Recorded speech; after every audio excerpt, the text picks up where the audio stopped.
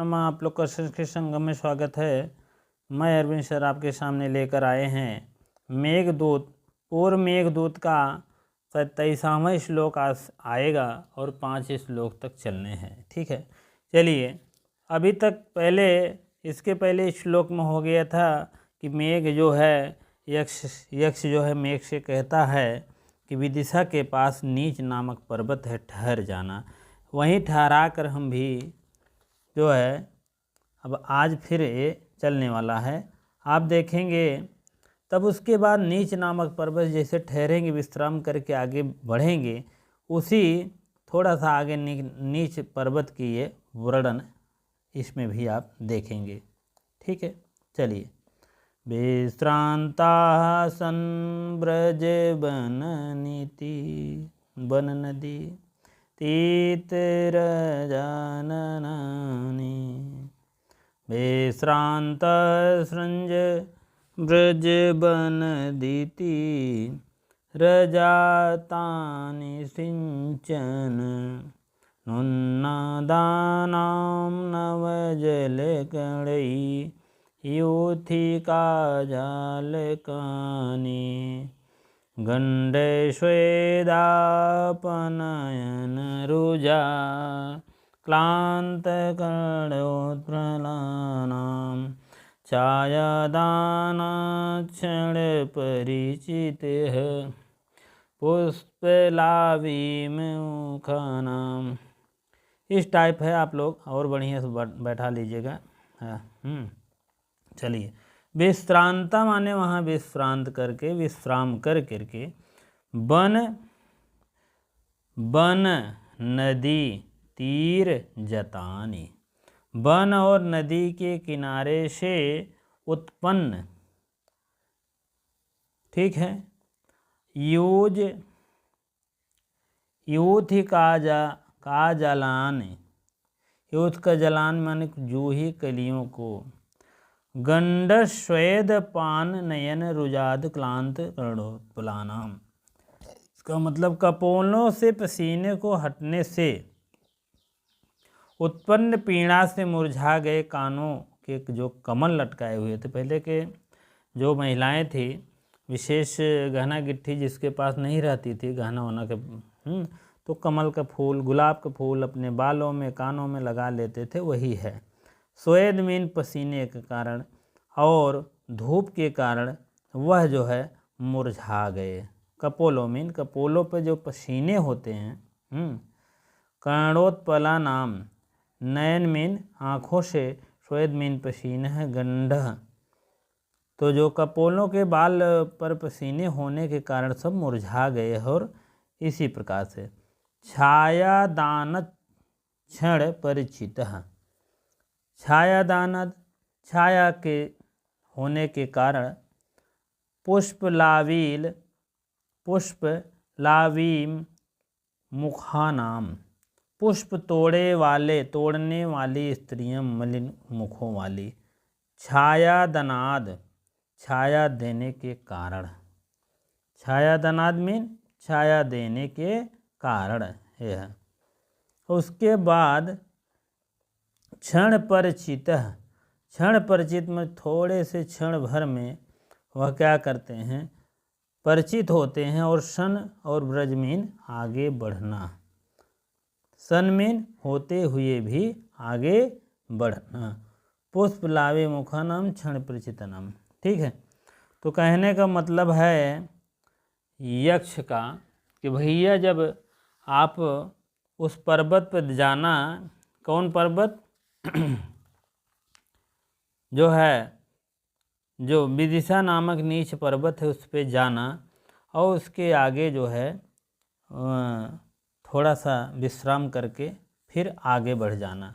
जहाँ पर्वतों के नीच स्थानों, नदियों और जोहे की कलियों, जोहे के बनों में जोहे की कलियाँ होती हैं, बूंदों को सींचने और कपोलों से क्या करते हैं, हटाने से उत्पन्न पीड़ा, कानों के कमल ऐसे थे, पुष्प लगाए हुए थे, सब सूख गए थे। और सूख मुखों के छाया देने वाले परिचित होते हुए भी आगे बढ़ना। इसमें कुछ है नहीं विशेष, ये जो है क्या कहते हैं, इम्पोर्टेंट नहीं है। चलिए आगे बढ़ते हैं। इसमें विश्राम है, विश्राम हो सकता है, पूछ लिया जाए।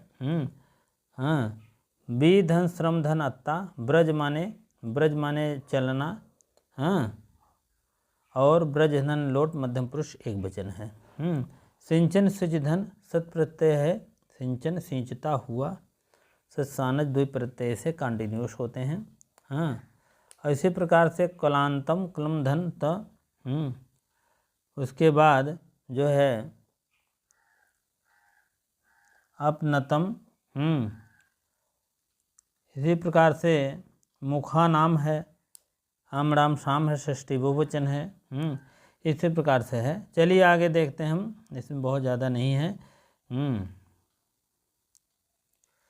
चलिए, वक्रः पंथा यद्यपि भवतः प्रस्थितस्योत्रासां शोधोत्सङ्गः प्रणय विमुखो मास्मृभो भूः।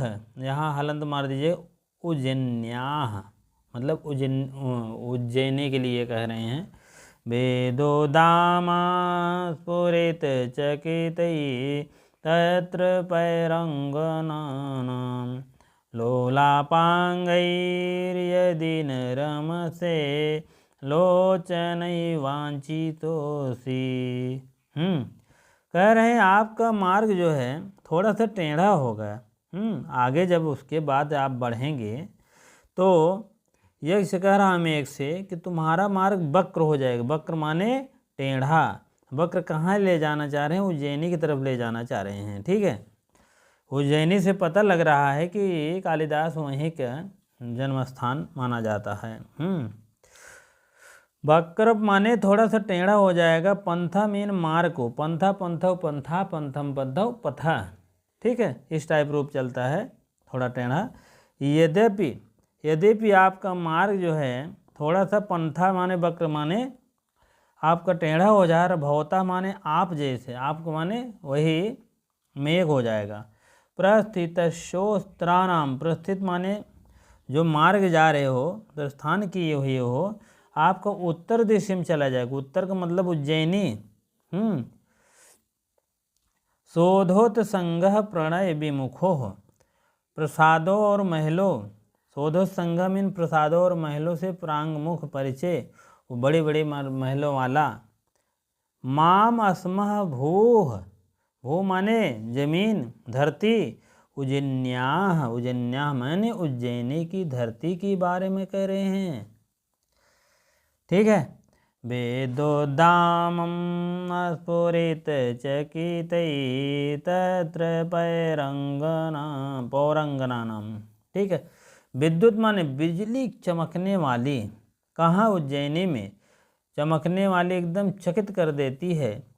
और लोला पांगई, लोला पांगई का मतलब चंचल चित्त वाले, और लोचन माने नेत्रों को, नेत्रों को सब चकित कर देती है। बिजली जब चमकती है, जान लीजिए चंचल चित्त वाले नेत्रों को क्या कर देती है? एकदम चकित कर देती है।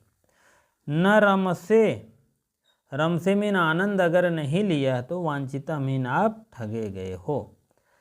चकितई तस्त्र पौरंगना नाम, वहाँ की स्त्रियों के विषय में अगर आनंद नहीं लिया है, वहाँ के नगर की सुंदरियों को, तो आप सुन लीजिए आप ठगे गए। वांछिता मीन आप ठगे गए। ठीक है, कवि के कहने का मतलब ये है, जब आप उत्तर दिशा ही चले जाएंगे, प्रस्थिता मीन प्रस्थान ही करते हुए, उत्तर मार्ग थोड़ा सा टेढ़ा जरूर होगा।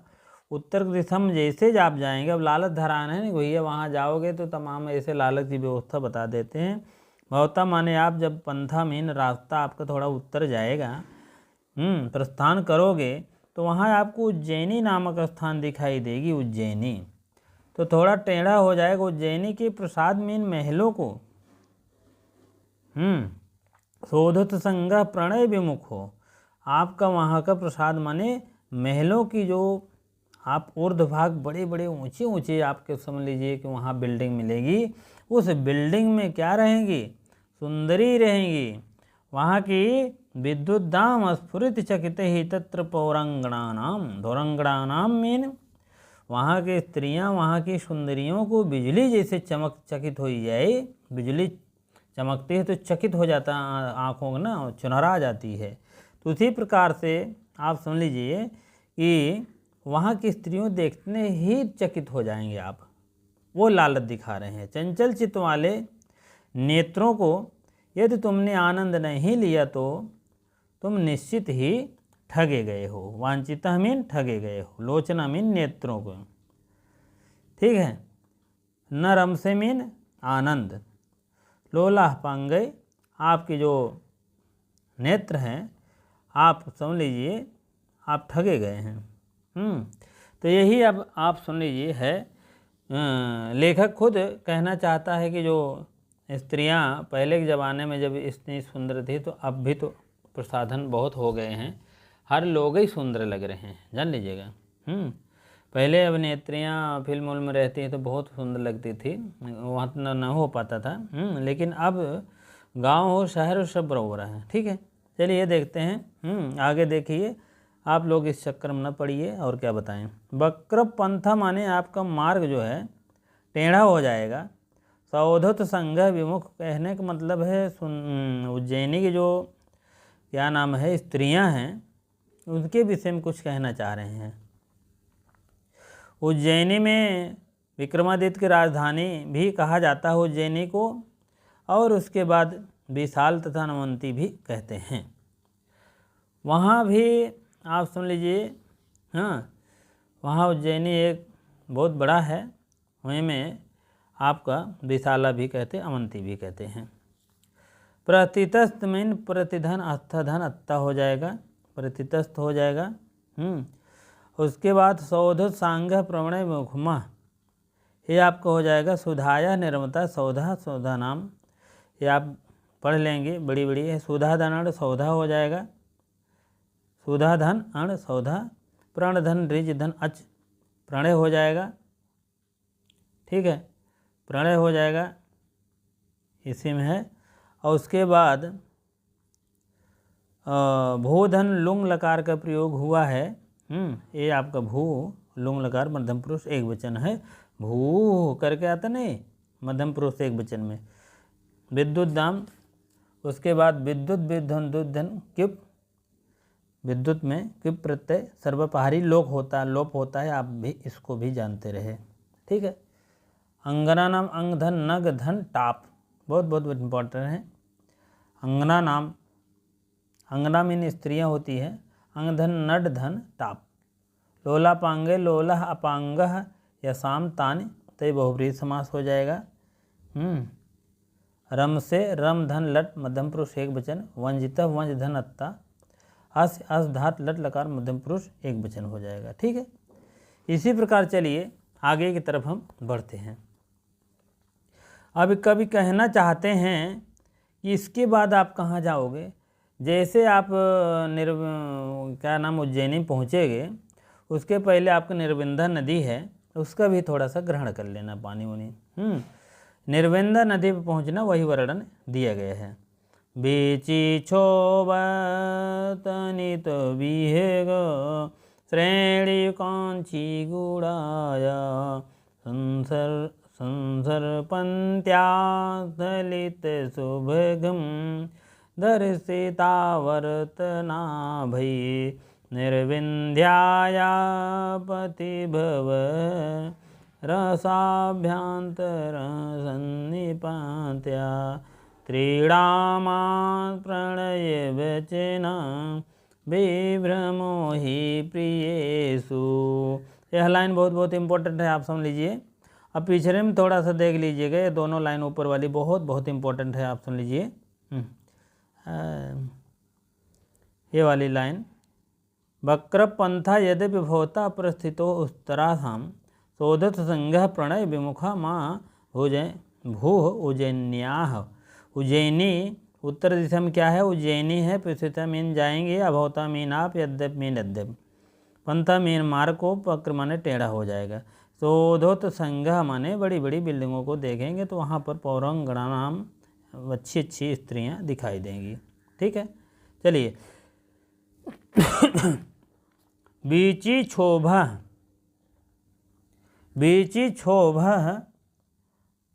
अस्त नित विहग छेड़ी कांकी गुड़ाया।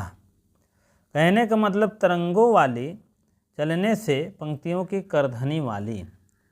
करधनी माने विहग माने पक्षी जब चलते हैं, जैसे जैसे तरंग चल रहा है, किस नदी का वर्णन है? निर्विंध्य नदी का। जैसे जैसे जैसे जैसे तरंग चल रहा है तो समझ लीजिए करधनी पहने है। कौन पहना है? पक्षियों की पंक्ति में करधनी वाली। इधर पक्षी बैठी है ऐसे ऐसे ऐसे, जान लीजिए कि वो तरंग चल रहा है, और इधर पक्षी बैठी है, जान लीजिए वो करधनी है। करधनी कमर में लगाया जाता है ना, तो बहुत से लोग बांधते हैं, लेडीज और जेंट्स। हाँ, लेडीज ज़्यादातर बांधती हैं। तो आप समझ लीजिए अगर ऐसे ऐसे बगल बगल ऐसे ऐसे ऐसे ऐसे किनारे किनारे पक्षी सेंटर से बैठे हैं, और इधर ऐसे लहराती हुई तरंग आ रही है, तो उसके तरंग आप समझ लीजिए जो आ रही है तो कमर है, और कमर में क्या बांधे हैं? उसके करधनी वाली हैं। ये पंक्ति क्या है? करधनी के निर्देशित कर रही है। आप लोग इसको अवश्य जानें। विहग मीन पक्षियों के द्वारा जो है श्रेणी भूतः माने कांची गुड़ाया माने जो श्रेणी बैठे हैं सेंटर से, क्रमबद्ध में, तो ये क्या है? करधनी है। बीची क्षोभा स्तनित जो बह रही है गंगा जी, तरंग आ रही है निर्विंध्या नदी की, इसकी ये क्या है? क्या है? करधनी है। करधनी आपका विशेषण है, आप जान लीजिए। संसर पत्न्या अचलित सुभगम दर्शिता वर्त नाभे। नाभे माने आकाश में, भंवर रूपी नाभि कैसे दिखाई दे रही? आकाश में दिखाई दे रहा है। संसर पत्नियाँ जो बहने वाली नदियाँ हैं वह दर्शिता नाभे।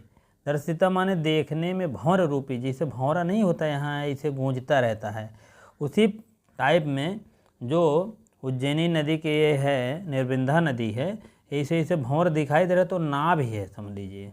अब कितनी बड़ा वर्णन किए हैं? स्थलित सुभगम, स्खलन के कारण सुंदर रूप मदमादी चाल। अथगलित हो गया है, जैसे मदमाती चाल आ रही है, उसी टाइप में यह निर्विंध्या नदी का वर्णन है। निर्विंध्यायाः पथि भव रसाभाभ्यांतर सन्निपत्या। सन्निपत्या में मिश्रित हुआ है रसाभ्यांतर। रसाभ्यांतर में जल के पूर्ण मध्य भाग वाले, अभ्यंतर माने जान रहे हैं, अभ्यंतर बाह्य, मध्यंतर में मध्य भाग वाले। सन्निपत्या में पहुँच करके वहाँ, पथ मीन मार्ग के सप्तमी एक वचन का रूप है, भव माने पहुँच जाते हैं, और निर्विंध्या माने निर्विंध्या नदी। वहाँ पर निर्विंध्या नदी पहुँच करके मध्य भाग वाले मध्य भाग को हो करके जाना। स्त्रीणामाद्य प्रणय वचनम विभ्रमो ही प्रियेषु। स्त्रियों का एक प्रणय वचन होता है, स्त्रियों के एक अपने प्रेमियों के प्रति श्रृंगार की हाव भाव चेष्टा होती है कि अपने प्रेमियों के विभ्रमों माने श्रृंगार की चेष्टा, प्रियस माने प्रियों को।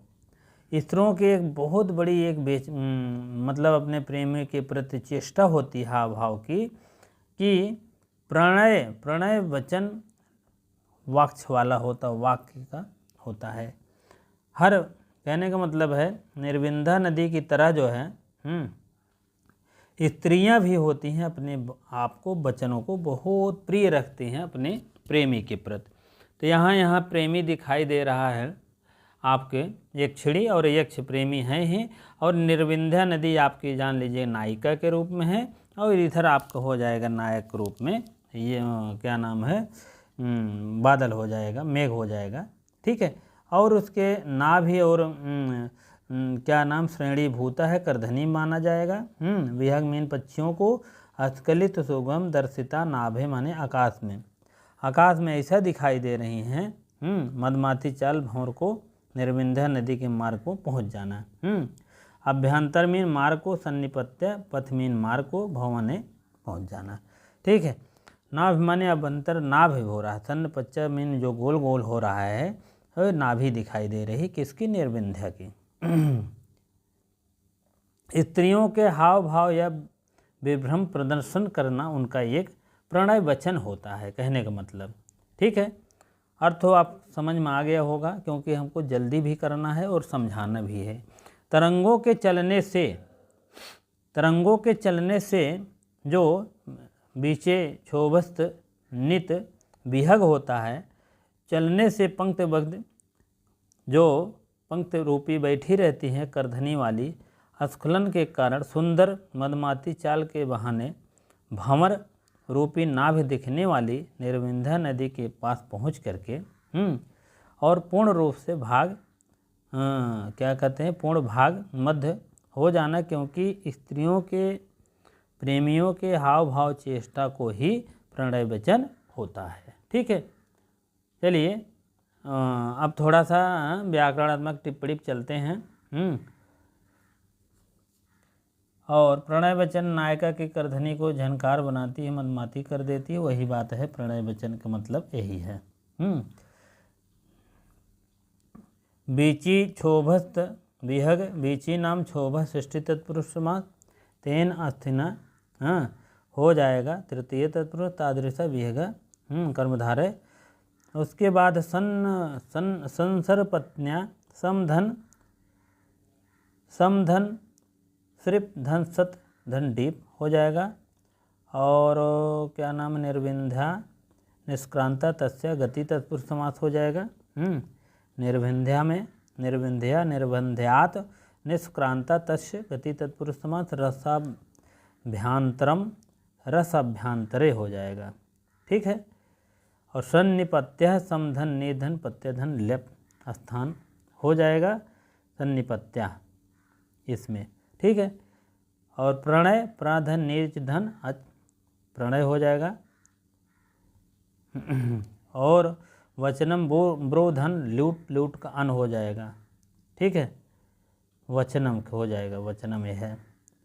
आद्यम आधन यात हो जाएगा।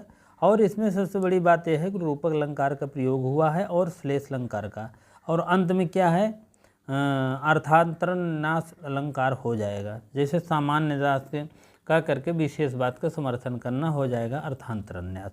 रूपक अलंकार क्या करता है, भेदारोप कर देता है। अस्खलित शुभगम जो है इसका भेदारोप कर दिया है, जो पक्षियों की तरह है, स्त्रियों को भेदारोप करके जो है निर्विंध्या नदी को बता रहा है। श्लेष अलंकार भी इसमें छिपा हुआ है, श्लेषम इस श्लिष्यते हो जाएगा। ठीक है, तीन अलंकारों का सम्मिश्रण है, आप सुन लीजिए, आप लोग अवश्य इसको जानते रहें। तीन अलंकारों का। और रूपक अलंकार दो अर्थ देता है, एक श्रृंगार और एक रस एक जल। इसमें श्लेष और जो है दो अर्थ देता है, श्रृंगार रस तथा जल। श्रृंगार रस जल। श्रृंगार में जो श्रृंगार करते हैं स्त्रीणाम, और उसके बाद जल निर्विंध्या नदी के जल, और रस होता ही है दोनों में। और श्लेष अलंकार चतुर्थ लाइन में दिया गया है, और इस वाक्य के समर्थन भी हो रहा है। जिस प्रकार से निर्विंध्या नदी जो है अपने आप को श्रेणीभूता कमर करधनी बना रही है, उसी प्रकार से स्त्रियों का भी एक प्रणय वचन होता है अपने प्रिय के लिए। आपका विशेष बात सामान्य बात समर्थन करके विशेष बात स्त्रियों दे दिए हैं, या हर स्त्रियों के विषय में कर दिए हैं, तो उसी प्रकार से यक्षिणी के विषय में कर दिए हैं, चाहे ऐसे मान लीजिए। इसी प्रकार से अर्थांतरन्यास अलंकार है। आगे देखिए अगला, चलिए। वेणीभूतः प्रतनुसलीला सावती तस्य सिंधु पाण्डुछाया तटरुहतरु भ्रंशे विजीर्णपणे सौभाग्यं ते सुभग विरहा अवस्थया व्यजयन्ति पार्श्वम् एन त्यजति विधिना सय त्वय्य उपपाद्या। श्रेणी भूता वेणी भूता। वेणी भूता माने होता है कि छीण कर देता है। प्रतनु ताम, सिंधु नदी के आगे आप जाएंगे जैसे सिंधु नदी को छीणता को छोड़ देगा। निर्विंधा के आगे सिंधु नदी भी है। नीचे वाली लाइन आपका ये सूक्त वाक्य है। कार्तम एन त्यजति विधना त्वय्य एव उपाद्य। तो कहने का मतलब इसको है वेणी भूता सलिला, यहाँ तक वेणी भूत के समान जल क्षीण होने पर तट रूह तरु भ्रंश भी, तट रूह तरु भ्रंश भी जीर्ण पंगड़ई, तट पर उगे हुए वृक्षों के, इस तट माने नदी के तट पर, तरु माने वृक्ष, वृक्षों से गिरने पे, भ्रंश माने गिर जाना, भ्रेण में नष्ट हो जाना। विरहावस्था माने वीरा के अवस्था में भी वैसे होता है। जैसे आप सुन लीजिए उपमा अलंकार का प्रयोग हुआ है यहाँ पर। जैसे नदी के तट पर वृक्ष गिर जाते हैं उसी प्रकार के जो है विरहावस्था में कार्सम माने दुबला पतला हो जाता है, त्यजत माने शरीर भी एकदम दुबला पतला हो जाता है। आप समझ लीजिए कोई भी अगर टेंशन अगर है तो आप समझ लीजिए उसको दुबला पतला होना ही होना है। उसी प्रकार से एक छड़ी को यहाँ पर बता रहे हैं। विरहावस्था माने विरहा की अवस्था में, और व्याजयंती माने प्रकट कर देती हैं। कार्तम माने छीणता को, कार्तम माने दुबले पतले छीणता को, त्यजत माने छोड़ देता है। त्यजत मीन छोड़ देता है, यह त्यजत माने छोड़ देता है। शुभगम माने सौभाग्यवती, उपाध्याय एवं मीन करना चाहिए। ठीक है। विरहावस्था में कार्तम मीन क्षीणता का, त्यजत मीन छोड़ देता है, विधना मीन विधि। कहने का मतलब शुरू देख लीजिए। वेणी भूता प्रतनु सलिला सावतीतश सिंधु, सिंधु नदी की जिस प्रकार की क्षीणता हो जाती है, जिस प्रकार से पांडु छाया मन पीली, पांडु माने पीला हो जाता है, पीली क्रांति वाले, अतीतश माने होता है पार किए हुए। इसी प्रकार से वेणी भूत में तट कर उगे हुए गिरने वाले पीली क्रांत वाली हो जाती है। सिंधु को निर्विंधा सिंधु उसको निर्विंधा पार किए हुए सौभाग्य को अपनी दशा प्रकट करती हैं। सिंधु को क्या कौन प्रकट कर रहा है? निर्विंधा नदी। जिस उपाय से अपनी क्षीण तक छोड़ दे सौभाग्यवती मेघ भी, सौभाग्यवती जो है विरहावस्था की जो सौभाग्यवती है वह भी तुम्हें जो है सौभाग्यवती मेघ वह तुम्हें करना चाहिए, तुम्हें ही करना चाहिए। इसमें नदी की छोड़ने की बात कर रहे हैं, इधर आपने एक छड़ी की छोड़ने की बात कर रहे हैं। जिस प्रकार की पांडु छाया में पीले हो जाते हैं, नदी के तट के भ्रंश माने गिर जाते हैं, और जीर्ण माने जीर्ण सिंधु नदी के किनारे की पेड़ पौधे। सौभाग्यवती भी उसी प्रकार से सुबह विरहावस्था में ब्याज जयंती में छोड़ देती है। कार्तम मीन शरीर को त्याग देती हैं, एकदम कार्तम माने दुबले पतले हो जाते हैं। उपादा मीन होता है ही करने चाहिए, त्यजत मीन छोड़ देती, उपादा मीन करना चाहिए। ठीक है, तो इसी प्रकार से है, बहुत ज़्यादा नहीं है, लेकिन ये नीचे वाली लाइन आपको आ जाएगा। कार्सम एन त्यजत विधिना सा त्वय्य एव उपाद्य। इतना है आपका वृद्धि संधि है आपका त्वयि एव उपाद्य, इतना हो जाएगा। ठीक है, समझ में आ गया होगा। और इसमें दिया गया है कि 10 काम अवस्थाएं होती हैं स्त्रियों की, वही बात है यहाँ पर। और इसको आप लोग बढ़िया से पढ़ लीजिए विजय शर्मा वाली बुक से। अब व्याकरण टिप्पणी देखेंगे। वेणी भूत प्रतनु सलिला, इसका मतलब है अवेणी भूतम सलिलम, एक स बहुव्रीहि समास। वेणी भूत वेणी धन च्युधन भूधन अत्ता हो जाएगा। ठीक है, अतीतस्य मीन हो जाता है अत धन इण धन अत्ता हो जाएगा। ठीक है। उसके बाद कर्मधारय समास है, उसके बाद रूह धन अत्ता हो जाएगा। और जीर्ण प्रणय में जीर्णान प्राणान कर्मधारय समास हो जाएगा। उसके बाद सौभाग्यम सुबह धन से प्रत्यय लग जाता है। उसके बाद विरहावस्था षष्ठी तत्पुरुष समास हो जाएगा। और व्याजयंती माने बी धन अज धन ऋज धन हो जाएगा डी प्रत्यय। कारस्यम क्री धन से प्रत्यय लगता है कारस्यम में। काली सिंधु जिसको कहते हैं।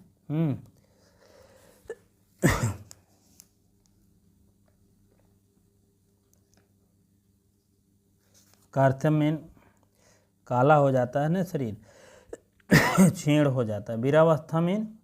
विरहावस्था में होता है विरहस्य अवस्थायाम। व्याजयंती माने बी धन अंश धन वृक्ष सत धन दीप व्याजयंती हो जाएगा। विधना कर्ण तृतीय हो जाएगी। समासोक्त अलंकार है यहाँ पर। और उपमा भी अलंकार है। ठीक है। चलिए देखते हैं आगे हम। और वह अर्थात सम्मोह नदी द्वारा नदी की नायिका और कृष्ण दूर करे, वही बात है कहने का मतलब। नदियों के समूह के विषय में बताया गया है, कृष्ण को दूर करे वही है। ठीक है। और बाकी व्याख्या आप लोग देख लीजिएगा। चलिए अंतिम श्लोक है और एक ठो देखेंगे, यही अंतिम, बस उसके बाद जो है आप लोग विदा लेंगे आप लोग से। प्राप्यवंती नोदयन कथा कोविद ग्राम विद्वान हो जाएगा। ठीक है। पूर्वोदेष्टानुसर पुरीम श्री विशालां त्वल्पीभूते सुचरित फले स्वर्गीणानां गानां गतानां शेषे पूर्णै हृतमयिव दिव कांतिम खंडम में काम। इव जो लगा है इसी से आप समझ लीजिए कि यहाँ पर यमक अलंकार होता है। नहीं, यू जो लगा है यहाँ पर आप उत्प्रेक्षा अलंकार है। ठीक है। और यमक अलंकार यहाँ है, बार बार आता है परंतु अर्थ अलग देता है। श्री विशालाम मीन धन संपत्ति, विशालाम माने विशाला देश, विशाल, उज्जैनी जिसको कहते हैं। प्राप्त में प्राप्त, अवंती माने अवंती, उदयन कथा, अवंतिम जब आएंगे कहने का मतलब मेघ को निर्देश देता है कि अवंती प्रदेश में चले जाना, पहुंचकर उज्जैनी में अवश्य जाना। जब अवंती में जाओगे, उज्जैनी बगले बगल है, अवंती में ही उज्जैनी है, तो अवंती प्रदेश है तो अवश्य जाना। अवंती कथा, अवंती में जाओगे तो उदयन की कथा जो है, कोविद ग्राम विद्वान, जितने विद्वान लोग हैं कोविद गांव के या शहर के हों, वो लोग सब लोग उनके विषय में जानते हैं। किसके विषय में? उदयन कथा के विषय में। पूर्व दृष्टम अनुसर पुरीम विशालाम, विशालम माने धन संपत्ति, वहाँ की संपत्तियों के विषय में। विशालम माने उज्जैनी में इतने संपत्ति वाले हैं, क्या बताएं। स्वल्पीभूता, ठीक है। स्वल्पीभूता माने कम हो जाने पर, गाम माने पृथ्वी, गाम द्वितीय व्यक्ति एक वचन का रूप है।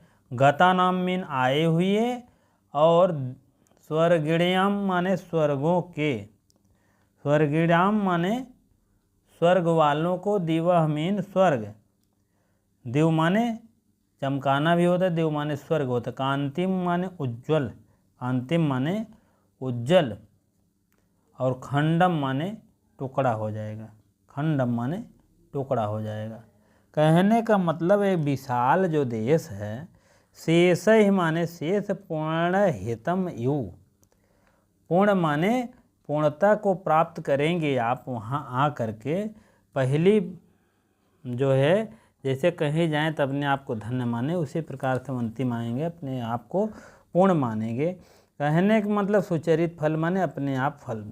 कहने का मतलब जो विशाला देश है यहाँ, हाँ अवंती देश है, अवंती मतलब उज्जैनी देश है, यहाँ पर इतना श्री विशालम्मा ने संपत्ति है कि जैसे एक स्वर्ग का टुकड़ा आ गया होगा कहने में। स्वल्पी भू स्वचरित स्वर्गणाम गाम गता नाम, स्वर्गों से एक गांव माने इस पृथ्वी पर, गता नाम माने आ गया है, सुचरित फल माने एक टुकड़ा आ गया है भगवान की कृपा से। वही बात यहाँ पर बता रहे हैं।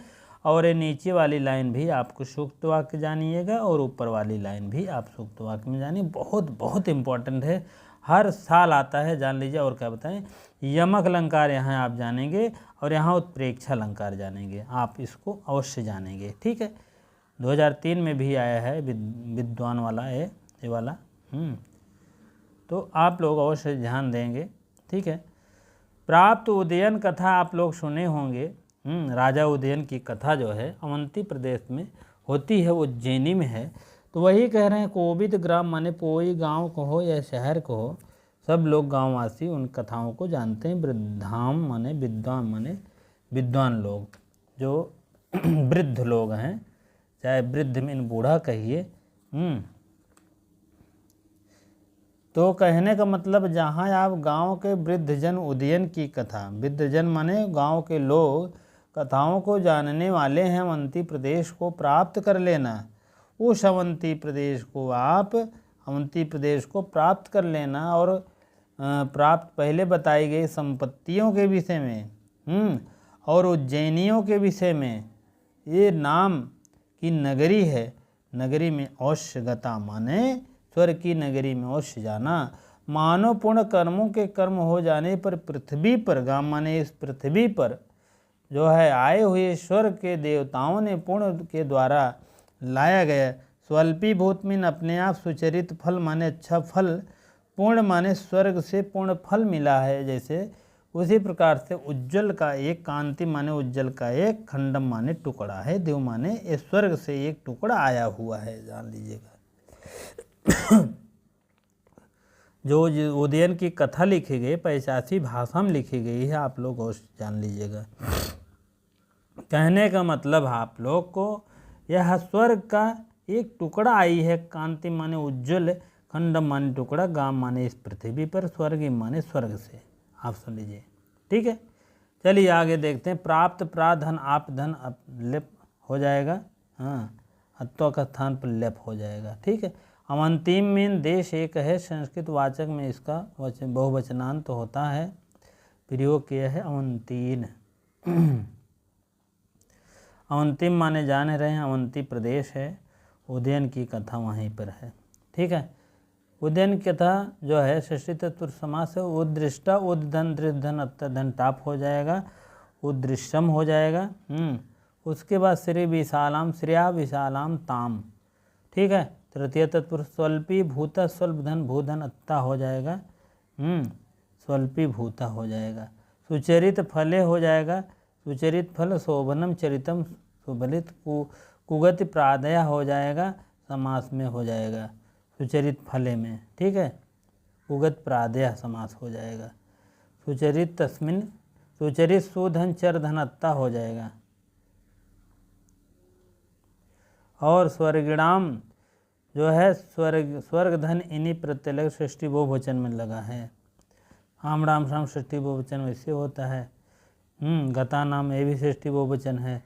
गम धन अत्ता धन ताप सृष्टि बहुवचन, ये भी शेष है, सी धन घय हो जाएगा, शेष है। हितम हृदन अत्ता हो जाएगा, कांतिम श्री विशालम यमक अलंकार हो जाएगा। तो कहने का मतलब इसी प्रकार से यहाँ पर और यहाँ उत्प्रेक्षा अलंकार भी है।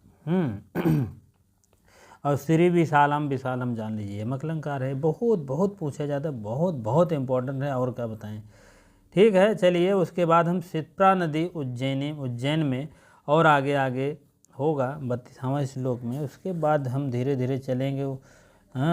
उज्जैनी के वैभव उदात्त अलंकार का प्रयोग हो जाएगा। उसके बाद धीरे धीरे राजा पदोत की कहानी हो जाएगी जो अपहरण किए थे। उसके बाद आपको हो जाएगा उज्जैनी में शिव मंदिर के पास जाना, नगाड़ा काम करना। तो इसी प्रकार से आगे हम लोग चलते रहेंगे। चलिए वीडियो अच्छी लगती हो तो लाइक शेयर अवश्य करें, कमेंट बॉक्स में और बताने का प्रयास करें। बहुत बहुत धन्यवाद, इतनी देर आपको बने रहने के लिए बहुत बहुत धन्यवाद।